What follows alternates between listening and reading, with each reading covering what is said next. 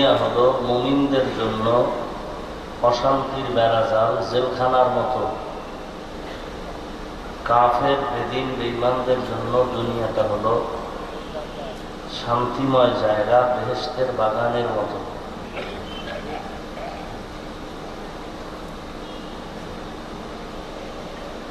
আল্লাহ তাআলা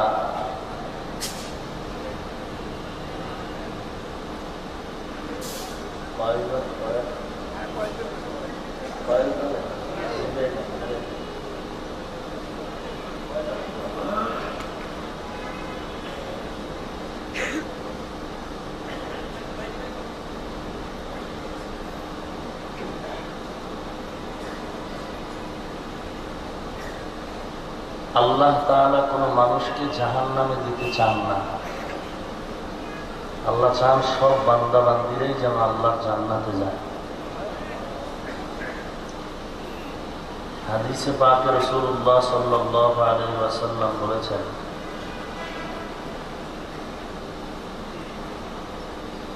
পৃথিবীতে যত মানুষ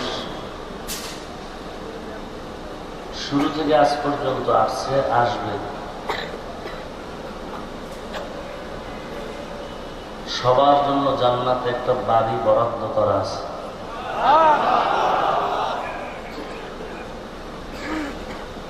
প্রত্যেকের নামে জান্নাতে একটা ঘর বানানো আছে। কিন্তু সবাই জান্নাত পাবে না।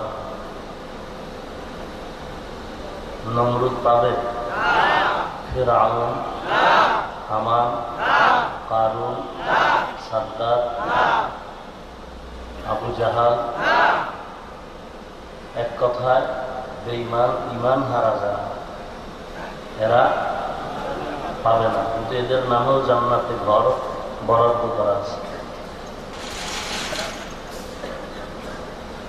যদি প্রশ্ন করা হয় এদের বানানো জান্নাতগুলো আল্লাহ কি করবেন, তার জবাবে বলা হয়েছে আল্লাহ রাব্বুল আলামিন বেদিন বেঈমান যারা জান্নাত পাবেই না, অন্যরা তো পাবেই। যারা কিছু গুনাহ নিয়ে কবরে যাবে, শাস্তি ভোগ করার পরে তারা জান্নাত পাবে। জমিনের মধ্যে যারা গুনাহবিহীন আল্লাহ তাআলার ইবাদত করেছেন, আর ইবাদতের ভিতরে কিছু আছে মূল ডিউটি আর কিছু আছে ওভার ডিউটি। 5 ওয়াক্ত নামাজ মুমিনের জন্য মূল ডিউটি। তাহাজ্জুদ পড়া, ইশরাক পড়া, আউয়াবিন পড়া, চাষ করা, এগুলো হলো ওভার ডিউটি।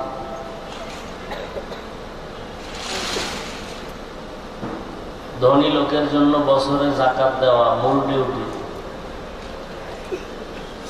ফাঁকে ফাঁকে গরিব, এতিম, অসহায়ের সহযোগিতা করা ওভার ডিউটি।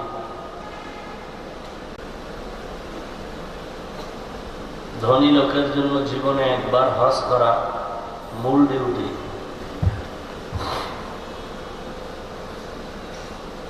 ফাঁকে ফাঁকে বাইতুল্লাহ জিয়ারত করা এটা ওভার ডিউটি। মূল ডিউটির বেতন মূল, ওভার ডিউটির যেটা পায় এটা বোনাস। শরীয়তের ভাষায় বলা যায় মূল ডিউটির ফলাফল হলো উজরাত, ওভার ডিউটির ফলাফল হলো কুরবানি।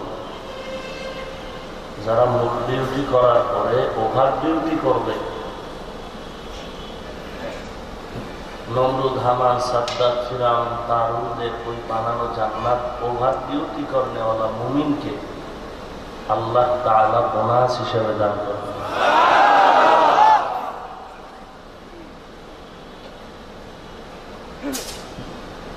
তাহলে আল্লাহ তাআলা সবার নামে জান্নাতে ঘর লেখছেন, এ কথার দ্বারা প্রমাণ হলো আল্লাহ চান না কেউ জাহান্নামে যাবে।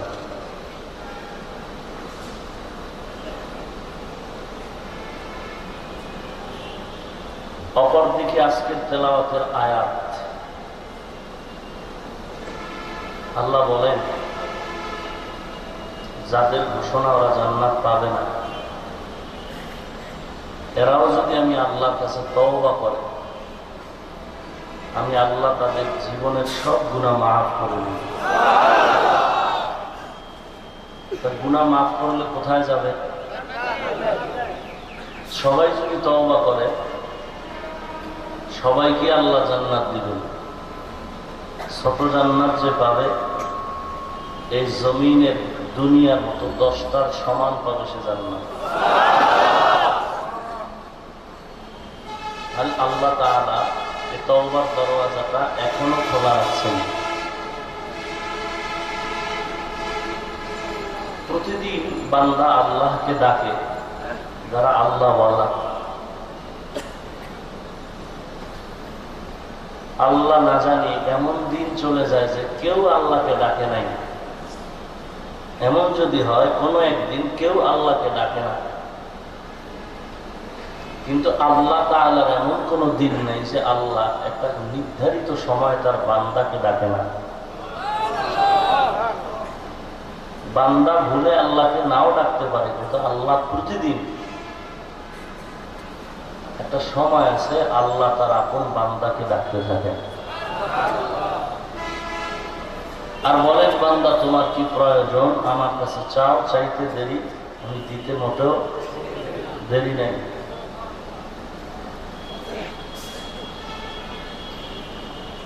যারা চেয়েছেন তারা পেয়েছেন। মূসা নবী আল্লাহর কাছে একদিন বৃষ্টির জন্য হাত তুললেন, দোয়া চাইতেছেন, আল্লাহ জমিনে বৃষ্টি নাই, বৃষ্টি দাও।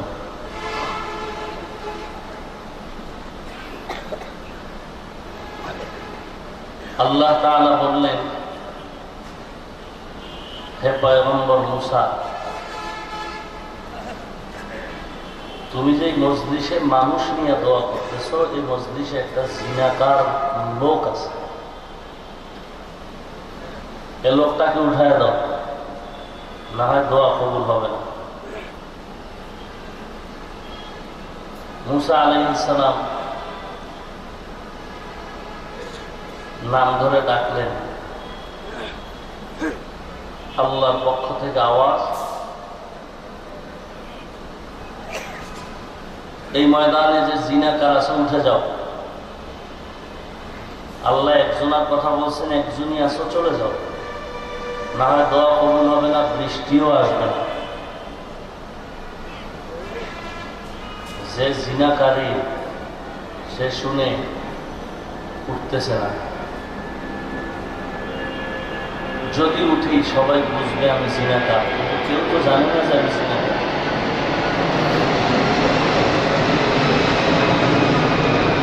কেউ জানে না আমি জিনাকার। ওই বান্দা এত নত হলো, চোখের পানি ছেড়েও কান্না করতে পারে না। পাশের লোকেরা বলবে কাঁদো কেন, জিনাকার তুমি মনে হয়। দিল থেকে আল্লাহর দিকে রুজু হয়ে গেল। দিলের আকুতি, তামান্না, কান্না বড় দামি।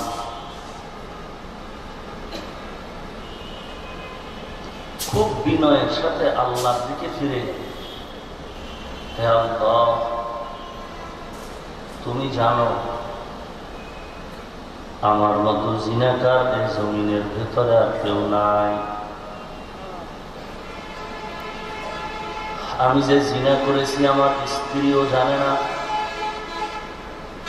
আমি যে অপরাধ করেছি আমার ছেলে জানে না, মেয়ে জানে না, কেউ জানে না, তুমি জানো।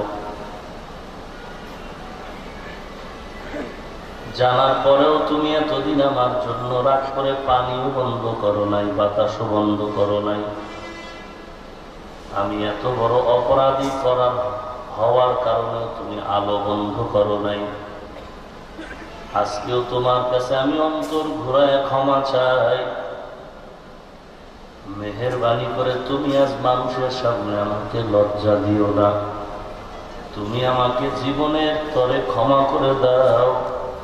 আমি আর কোনোদিন অপরাধের পথে আর পা বাড়াবো না। আল্লাহর বান্দার দিলটাকে নরম করে যখন আল্লাহর দিকে ফিরে গেল, হঠাৎ করে মুসা নবী দেখেন আকাশটা মেঘাচ্ছন্ন হয়ে গেল, মুষলধারে বৃষ্টিও পড়া শুরু হয়ে গেল। মুসা নবী আল্লাহর কাছে প্রশ্ন করলেন, হে আল্লাহ,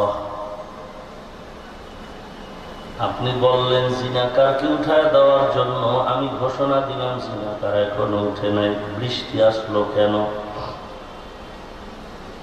আল্লাহ তাআলা বলেন, হে মুসা, যার কারণে বলেছি বৃষ্টি দিব না, আমি তার কারণেই বৃষ্টির ব্যবস্থা করেছি।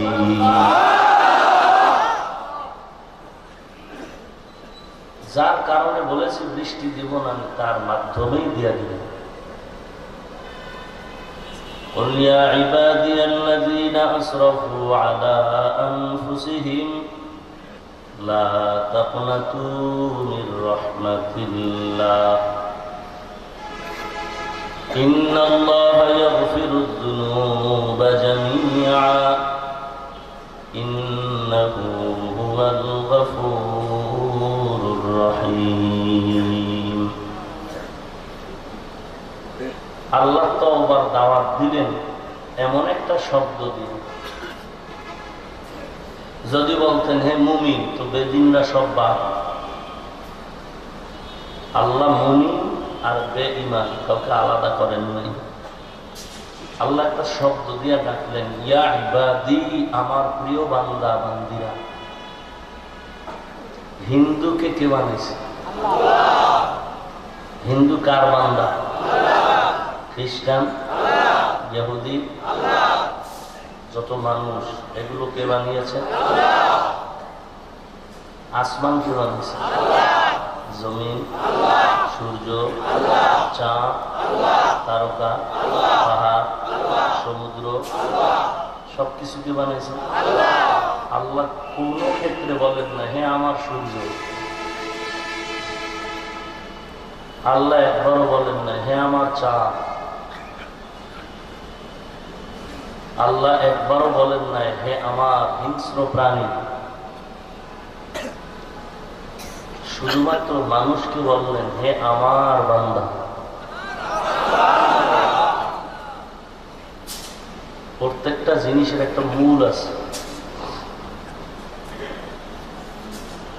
শিক্ষককে যদি ছাত্রের পরিচয়ে বলা হয় একে, শিক্ষক যদি বলে এর নাম মোহাম্মদ অমুক, জোয়ার সাহারা মাদ্রাসায় পড়ে, বাড়ি টাঙ্গায়, সব বন্ধ করে যদি শুধু একটু কথা বলে আমার ছাত্র, তাহলে যাকে বললো সেও খুশি, যে বললো সেই খুশি, যারা শুনলো তারাও খুশি। ছাত্রকে যদি বলে চেয়ারে কে বয়ান করে, উস্তাদ, বলে তো অমুক এলাকার মানুষ, অমুক মাদ্রাসার শিক্ষক, অমুক মসজিদের খতিব, সব বাদ দিয়ে যদি বলে আমার উস্তাদ, এটা মূল পরিচয়। আর মূলের ভিতরে মহব্বত বেশি।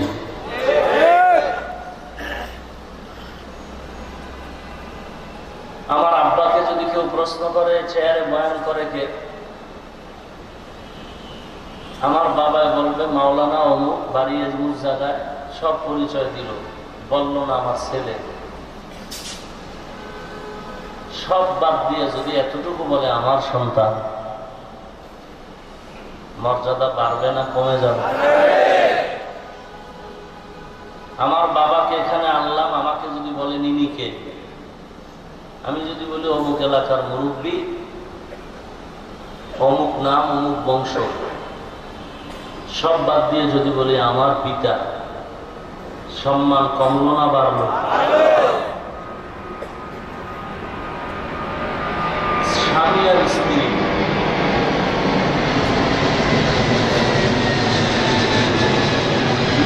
সম্পর্ক যখন এমন হয়, স্ত্রীকে স্বামী বলে তুমি আমার, স্বামী স্ত্রীকে বলে তুমি আমার, তুমি আমার আর আমি তোমার, এই শব্দটা পৃথিবীর শ্রেষ্ঠ এক মহব্বতের শব্দ, যার উপরে আর শব্দ। আপনাকে যদি বলি আল্লাহকে, বলে যে আসমান বানাইছেন, জমিনের মালিক, পাহাড়ের মালিক, আল্লাহর পরিচয় এইভাবে দেই। অথবা আল্লাহ যদি বান্দার পরিচয় দেয়, অমুকের ছেলে এই এই, সব বন্ধ করে যদি বলি আমার আল্লাহ, আল্লাহ যদি বলেন আমার বান্দা, আল্লাহ যদি কেন, তো বলেই ফেললেন ও বান্দা তুমি আমার, আমি আল্লাহ তোমার।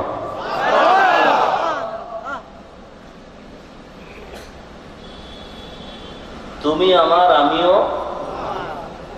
কোরআন শরীফের অন্য আয়াত আছে, ইয়া আইয়ুহাল্লাযীনা আমানু, হে মুমিন।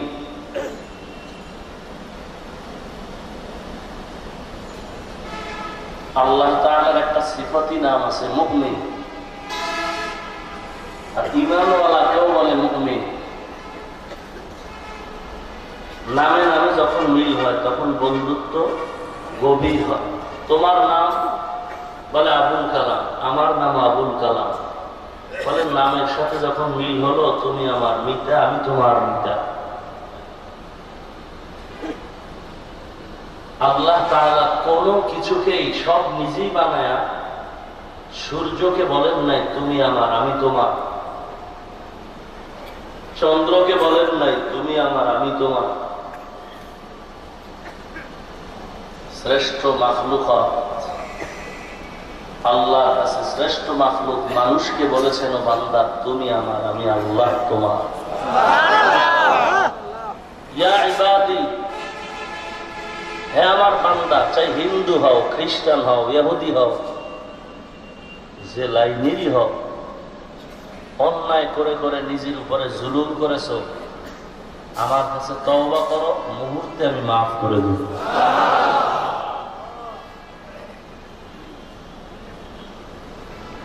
তওবার মানি এমন না, চোরেও কিন্তু তওবা করে। চোর ধরা পড়ার পরে যখন মার খায়, বলে কি চুরি আরো করবো?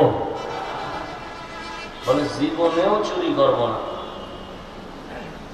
কিন্তু আসলে কি তওবা খাটেই না, দিলে দিলে চিন্তা, সুযোগ পেলে আমি আর কাউকে ছাড় দিব। আল্লাহ বলেন না, খাঁটি ভাবে যারা তওবা করবে, গলায় ছুরি আসবে, মরে যাব, চাকরি ঢাকার যাক, আল্লাহ আমি আর তোমাকে বেজার করব না, নবীজির তরিকার বাহিরে চলব না, এমন দৃঢ়তার সাথে যখন তওবা করবে, আল্লাহ পাক বলেন সব গুনাহ মাফ, এখন তুমি জান্নাতের মেহমান।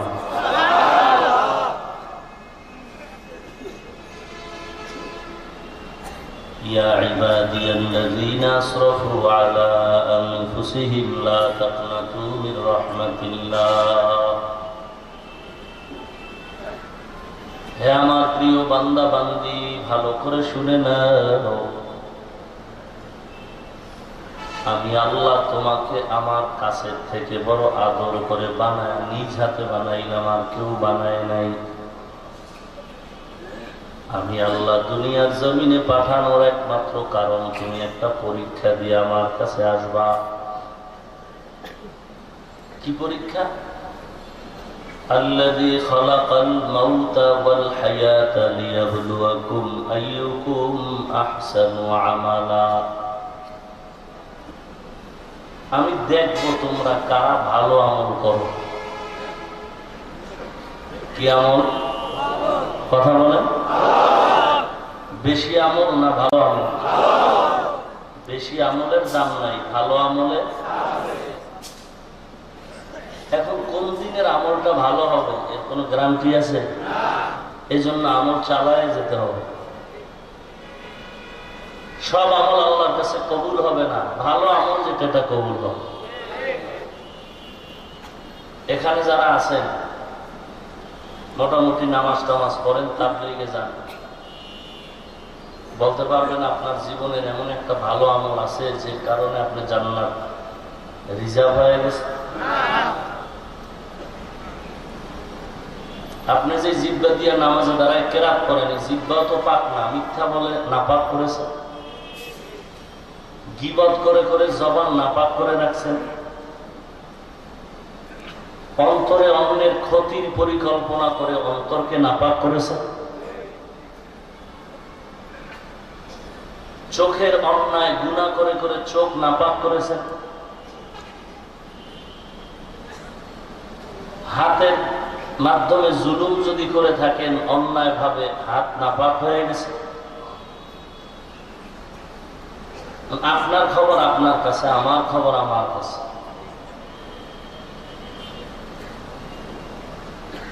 সাহাবায়ে কেরামদের মতো তো ভালো আমল করেওয়ালা কেউ নাই। দুনিয়াতেই জান্নাতের টিকিট হাতে হাজির।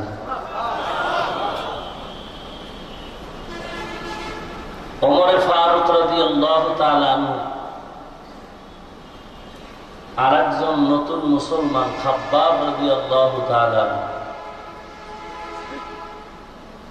পরস্পরে কথা বলতেছেন আর বলতেছেন ইসলাম কবুল করতে গিয়ে যে কত কষ্ট আমি ওমর করেছি। খাব্বাব রাদিয়াল্লাহু তাআলা আনহু বলেন, আমার কষ্টের তো কোনো সীমা নাই না। এরপর আমি খুশি যে আমি আল্লাহর হেদায়েতের পথে আছি। বলে, তুমি কি কষ্ট করেছো? খাব্বাব রাদিয়াল্লাহু তাআলা আনহু জিহ্বাটা বের করে দিলেন। খলিফাতুল মুসলিমিন ওমর তাকায় দেখে খাব্বাব রাদিয়াল্লাহু তাআলা আনহুর জিহ্বার ভিতরে একটা গোশতের টুকরা দেখা যায় আলাদা বাড়ানো।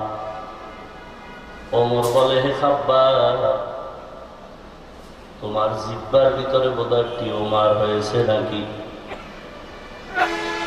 খাব্বাব রাদিয়াল্লাহু তাআলা আনহু বলেন, না, জীবনে আমার কোনোদিন জিহ্বায় টিউমার হয় নাই। তাহলে ব্যাপারটা কি, গোশত বাড়তি কেন টিউমারের মতো? খাব্বাব রাদিয়াল্লাহু তাআলা আনহু চোখের পানি ছেড়ে বললেন, ও খলিফাতুল মুসলিমিন, আমি রাহমাতুল লিল আলামিনের হাতে কালেমা পড়ার অপরাধের কারণে বেদিন আর বেঈমানের আমার হাতে পায়ে রশি লাগাইয়া পাহাড়ের সাথে গাছের সাথে বেঁধে পাহাড়িয়া গাছের তাজা কাটা এনে আমার জিহ্বার ভিতরে ঢুকিয়েছে, আবার বের করেছে।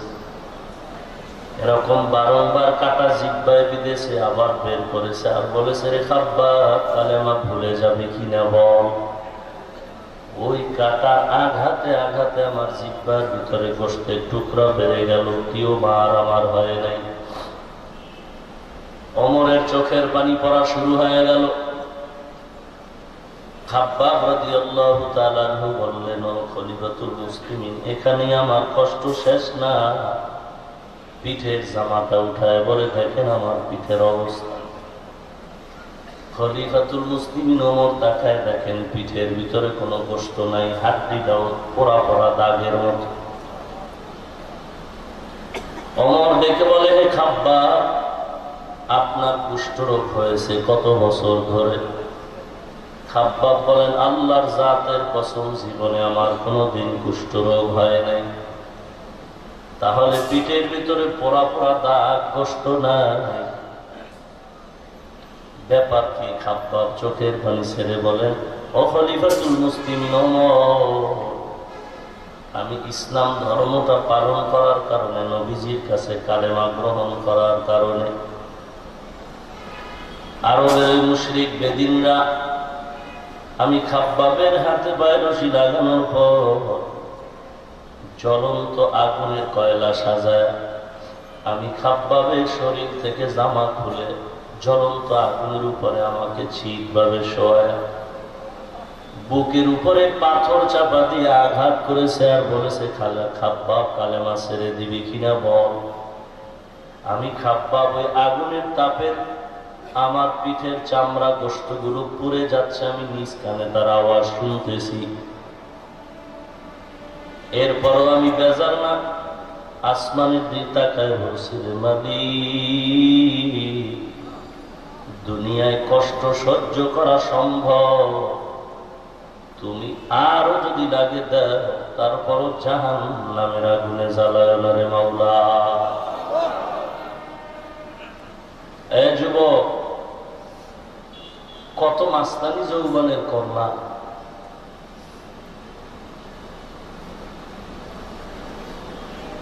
এ তো সেই নবীর যুগের ইতিহাস।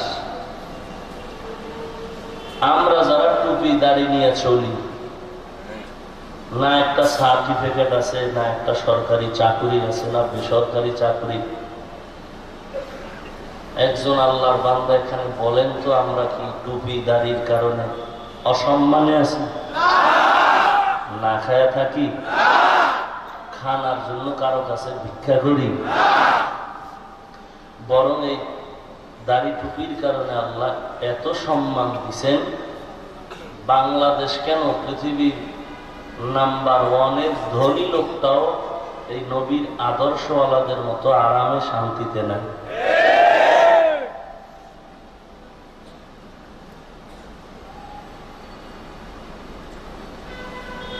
কোরআন শরীফ সত্য না মিথ্যা? 5টা মিনিট সময় বাড়িতে গিয়া মোবাইলটা ওপেন করে, মোবাইলে যদি কোরআন শরীফ না থাকে, বাংলা কোরআন লিখে সার্চ দিয়ে নামাও, ডাউনলোড করো। পুরো কোরআনের তর্জমা বাংলায় দেওয়া আছে, আয়াত লেখা, নিচে বাংলায় অর্থ লেখা। পুরো কোরআনের অর্থ দেখার সুযোগ তোমার নাই, তুমি ব্যস্ত। কোরআন শরীফের একেবারে শেষের দিকে 5-7টা সূরার তরজমা গুলো পড়ো। আল কারিআতু মাল কারিআ ওয়া মা আদরাকা মাল কারিআ ইয়াওমা ইয়াকুনুন নাসু কাল ফারাশিল মাবসুস আলহাকুমুত তাকাসুরু হাত্তা যুরতুমুল মাকাবির কাল্লা সাউফা তা'লামুনা সুম্মা কাল্লা সাউফা তা'লামুন ওয়াইলুল লিকুল্লি হুমাযাতিল লুমাযাহ আল্লাযী জামা'a মালান ওয়া 'আদ্দাদা ইয়াহসাবু আন্না মালাহু আফলাদা আরাআইতাল্লাযী ইউকাযযিবু বিদ্দীন ফাযালিকাল্লাযী ইয়াদু'উল ইয়াতীম ولا يحض على طعام المسكين إذا زلزلت الأرض زلزالها وأخرجت الأرض أثقالها وقال الإنسان ما لها।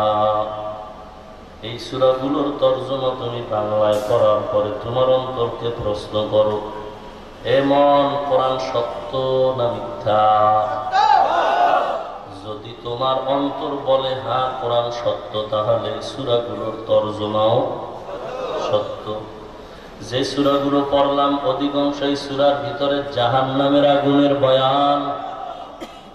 এরে যুবক ও আল্লাহর বান্দা, যারা মনে মনে ভাবতেছো টুপিওয়ালাদের কথা বিশ্বাস করার কোনো সুযোগ নাই, মনে হয় টুপি মাথায় দিলে, দাড়িটা লম্বা করলে, নামাজ পড়লে অশান্তির বেড়া জালে আবদ্ধ হয়ে যাব, হুজুরের কথা মানার কোনো দরকার নাই। যেই সূরাগুলোর কথা বললাম এর তরজমাগুলো মিলায় তোমার জীবনের সাথে এবার মিলায় দেখো।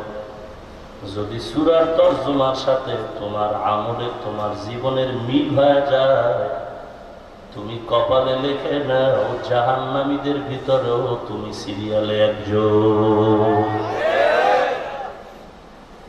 জাহান্নাম কি জিনিস? ওয়াইলুল্লি সূরার ভিতরে আল্লাহ বলেন নারুল্লাহিল মুকাদা, জাহান্নামের আগুন আমি আল্লাহ তাআলার আগুন।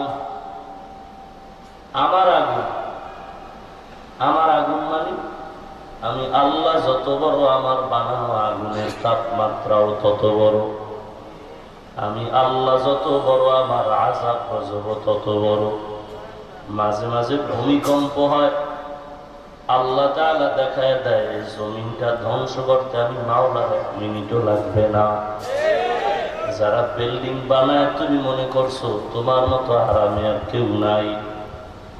তুমি কত তালা বিল্ডিং এর মালিক, তুমি কত টাকার মালিক, কত বাড়ি গাড়ির মালিক। নমরুদ, হামান, সাদ্দাত, ফেরাউন এদের মতো তো বড় লোক কেউ এখনো জমিনে নাই। ফেরাউনের লাশ এখনো মিশরে পড়ে আছে। মশা মাছি কেউ তার কাছেও যায় না। মুসলমান তো দূরের কথা, কোনো বেঈমানও ফেরাউন নাম রাখে না। আছে ফেরাউন নাম তার? অথচ লাশ এখনো পড়ে আছে মিশর। মানুষ বিশ্বাস করবে না, আল্লাহ দেখাই দিতেছে। কবরের আযাব মানুষ বিশ্বাস করে না। এজন্য আল্লাহ তাআলা মাঝে মাঝে কবরের ভিতরে আগুন দেখায়, বলে দেখ কত কবরে আগুন, কত কবরে সাপ, কত কবরে বিচ্ছু, আবার কত কবরের লাশ কাফন সহ 30 বছর পরে তাজা পাওয়া যায়। ঢাকা মুন্সিগঞ্জ জেলার কাঠপট্টি একটা এলাকা, ওখানের একজন কোটি কোটি টাকার মালিক বহু বছর আগে ইন্তেকাল হল। কিতাবের ভিতরে আমি তার ঘটনা পড়েছি। ওই আল্লাহর বান্দাকে যখন কবরের মধ্যে রাখা হয়, বড় ছেলে বাবার লাশ নিয়ে কবরে নামলো। কবরে নামার পরে পকেটের ভেতরে 500 টাকার একটা বান্ডিল ছিল, বড় মোটা। ওই টাকাটা হয়তো কবরে পড়ে গেছে, সন্তান দেখতে পারে নাই, জানে নাই। দাফন করার পর ছেলেটা গিয়া যখন অফিস কক্ষে বসলো মানুষ নিয়ে, বাবা চলে গেল, এখন একটু দোয়া টোয়া পড়ানো দরকার, কাউকে কিছু টাকা পয়সা দিবে। পকেটে হাত দিয়ে দেখে টাকার বান্ডিল নাই। কোথায় গেল টাকা? সন্দেহ, কবরে নেমেছি সেখানেই পড়ে গেল। বিশাল এক টাকার বান্ডিল, এটা কবরে তো কাজে লাগবে না? লাগবে? কবরে লাগবে। গোলাপ শাহ মাজারে টাকা দেন কেন? শাহ আলীর মাজারে দেন কেন? সেখানে নাস্তা করে পিসা হুজুরে? হ্যাঁ হ্যাঁ, ওই আল্লাহওয়ালার মাজারে দিতে পারেন যেখানে মসজিদ চলে, মাদ্রাসা চলে। কিন্তু এদের টাকা তো সব জাহান্নামের কাজে ব্যয় হয়। একটা বেনামাজি, সুদখোর, ঘুষখোর, গাঞ্জাখোর, নামাজ নাই, রোজা নাই, দাড়ি নাই, এরাই টাকাগুলো ভাগ বটোয়ারা করে খায়। কবরে টাকা কাজে লাগবে? আহা, বড় আজীব। শাহজালাল রহমতুল্লাহ আলাইহি কত বড় নিয়ে কাম, জীবনে একক তো নামাজ কাজা হয় না, অথচ এত বড় আল্লাহর ওলির দরবারটাকে দখল করে রাখছে গাঞ্জাখোর। বৃহস্পতিবারে ঢোলের বাড়ি কাকে বলে? এটা বরকতের দিন, শুক্রবারের রাত। ঢোলের বাড়ি না দিলে বরকত হবে না। ঢোলে বাড়ি দিলে বরকত হলে তো মদিনায় নবী একটা বড় ঢোল রেখে যাইতেন। আমরা মাঝে মাঝে সিলেটে ওয়াজে যাই, চিন্তা করি এত বড় কুতুবুল আলম একটু জিয়ারত করে যাই। কোরআন হাদিস পড়ার পরে জিয়ারতের নিয়ম কানুন কিছুই শিখি নাই। কথা ও গাঞ্জাখোরের গোষ্ঠী বেয়াদব, যে আউযুবিল্লাহ পারে না, সালাম জানে না, আলহামদু পারে না। ওই বেয়াদবে ওলামায়ে কেরাম দেখলে বলে এইভাবে না, এইভাবে না, মোনাজাত এইভাবে করেন, এইভাবে দাঁড়ান। কোরআন হাদিস পড়লাম আমরা, আর কবর জিয়ারতের নিয়ম শিখায় গাঞ্জাখোর। আল্লাহর ওলি শাহজালাল রহমাতুল্লাহ আলাইহি যদি জিন্দা হতে পারতেন, কত লাঠি যে গাঞ্জাখোরেরা খাইতো। আপনি দেখছেননি কত বড় বড় বুজুর্গ এখন জমিনে আছে না?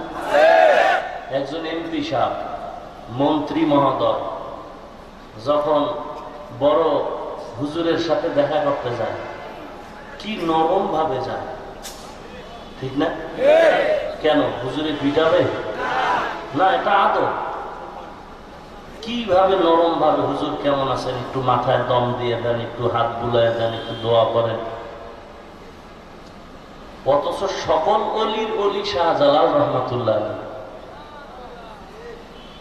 একজন এমপি, একজন মন্ত্রী আল্লাহ আল্লাহর কাছে যায় খুব নত হয়, মহব্বতে, আদবে, অথচ সেখানে আলেমদের সাথে বেদবি করে।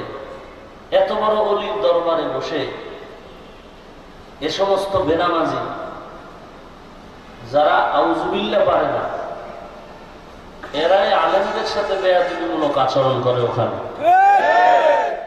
এই হলো আমাদের ঈমানের হালাত। আল্লাহ আপনি হিদায়াত দান করুন।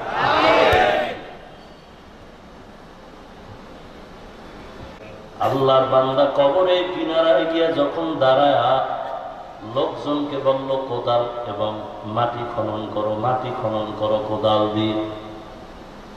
কিছু মাটি সরানোর মত পর পরই দেখে কবরের ভিতরে বিকট আওয়াজ। আওয়াজটা শুনেই সবাই দৌড় দিল। তাকায় দেখে কবরের ভিতরে লাশ দেখা যায় না, আগুনের ধোঁয়া দেখা যায়। কেউ বেহুশ হয়ে গেল, কেউ দৌড়ায় চলে গেল। কিছুক্ষণ পরে ওলামায়ে কেরাম ডাকলেন। আলেম ওলামারা এসে দোয়া করার পর কবরের ভিতরের ধোঁয়াটা কমে গেল।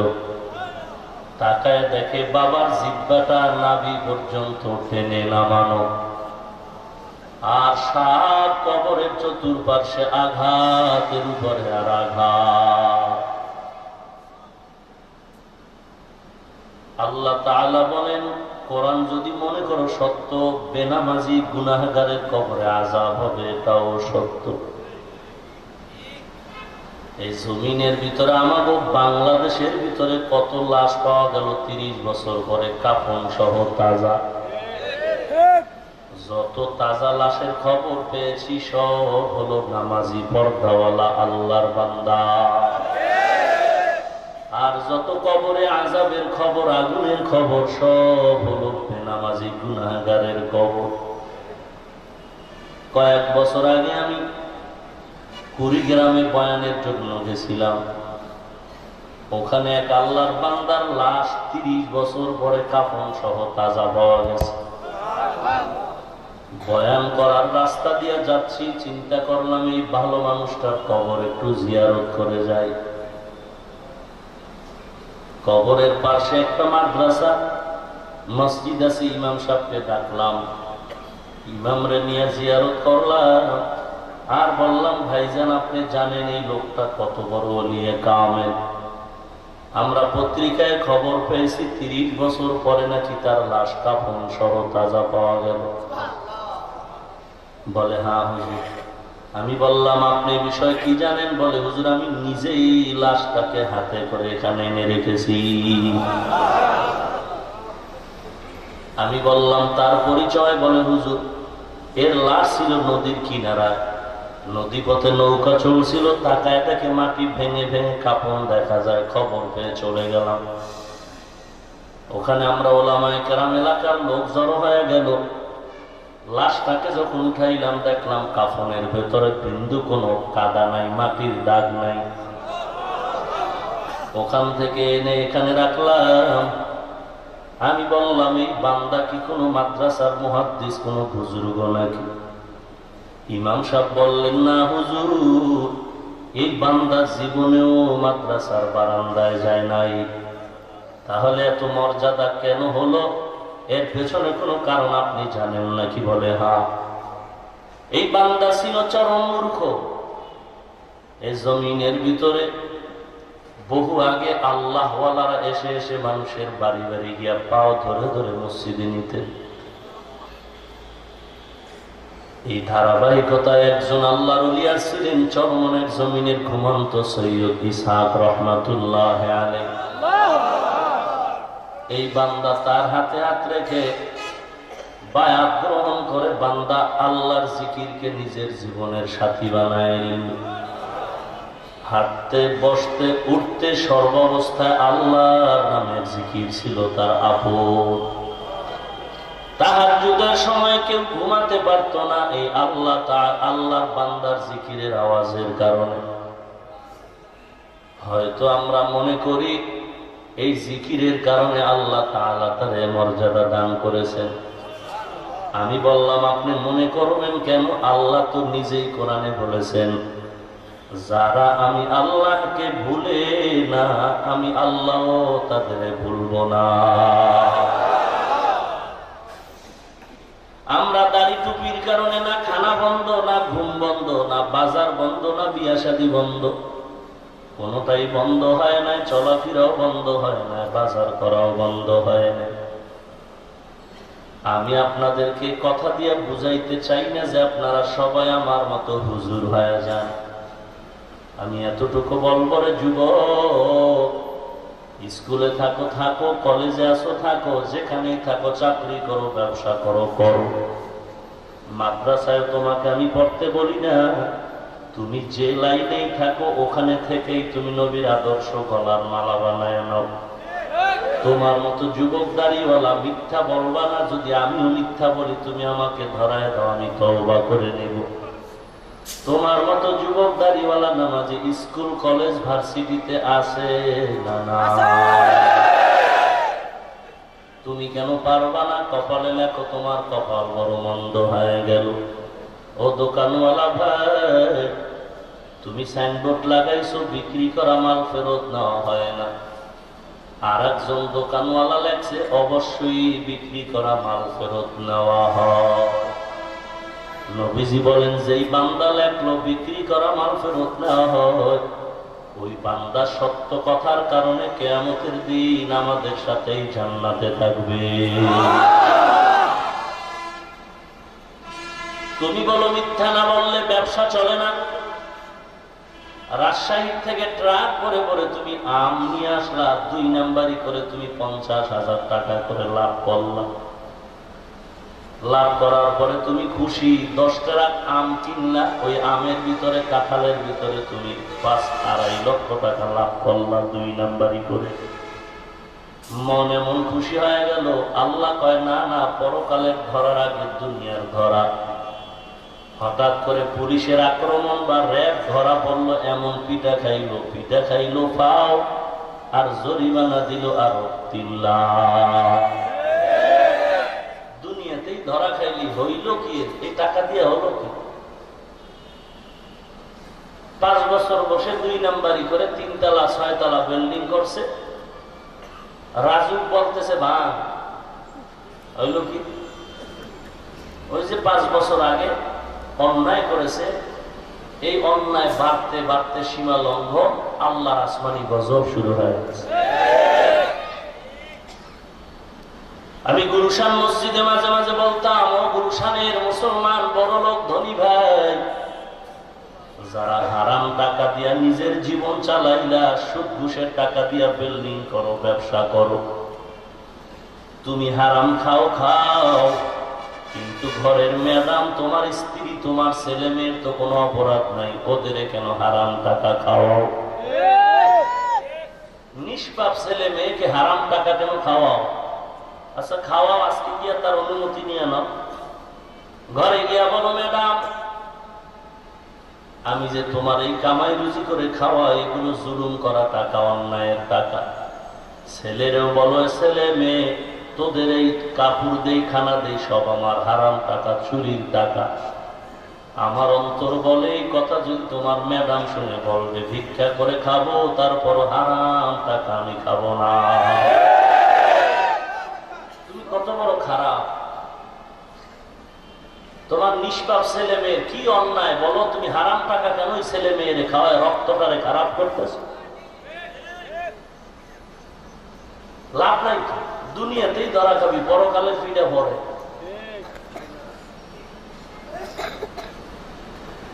আমি রমজান মাসে বলেছিলাম, যারা যাকাত দেয় না,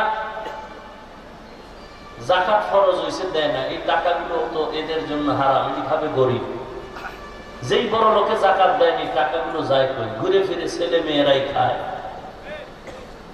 আল্লাহর গজব দেখা যায়, মেয়ের কিডনি নষ্ট, ছেলের পাও ভাঙা, ঘরে আগুন, দোকানে আগুন, হারামের অভিশাপ।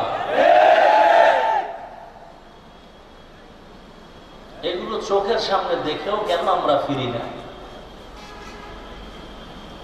আল্লাহ তাআলা বলেন, পাহাড় সমপরিমাণ অন্যায় করার পর আমি আল্লাহ প্রত্যেক দিন ভোর রাতে এসে ডাকি, বান্দা আজীবন যত অন্যায় করেছো, আল্লাহ বলে একবার ডাক দিয়ে ক্ষমা চাও, সব গুনাহ মাফ করে দিব।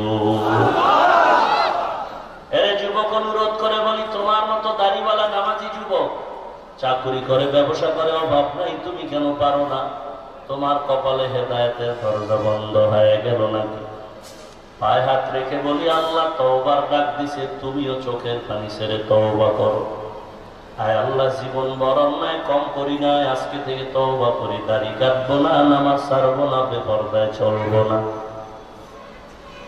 মানুষের সাথে জুলুম করবো না, অন্যায় করবো না, 2 নাম্বারি ব্যবসা বাণিজ্য করবো না, অল্প খাবো, হালাল ভাবে খাবো, দুনিয়া শান্তি পাবো, পরকালেও শান্তি পাবো। এই নিয়তটা খাঁটি করে তওবার দরজায় ফিরে যাও। আল্লাহ হেদায়েতের মালিক, ইজ্জতের মালিক, রিজিকের মালিক। ওরে নবীর উম্মতের দল, খাঁটি অন্তরে তওবা করে নেই। আল্লাহ, গলায় ছুরি লাগবে, মরে যাব, চাকরি থাকার যাক, হারাম খাবো না, নবীর তরিকার উল্টা করবো না, কোরআন শরীফটা শুদ্ধ করে পড়ে নামাজ ঠিক করে নিব, খাঁটি একজন আল্লাহওয়ালারে বন্ধু বানায় পরামর্শ নিয়ে চলবো। অন্তর যদি তওবার নিয়তের জন্য খাঁটি থাকে, মুনাফিকি না থাকে, জীবন যাবে আর থাকবে, কোনো পরোয়া নাই, তারপর হারাম খাবো না, দাড়ি কাটবো না, নামাজ ছাড়বো না। অন্তর যদি ভালো থাকে, খাঁটি নিয়তে দুটো হাত আল্লাহকে দেখায় দাও।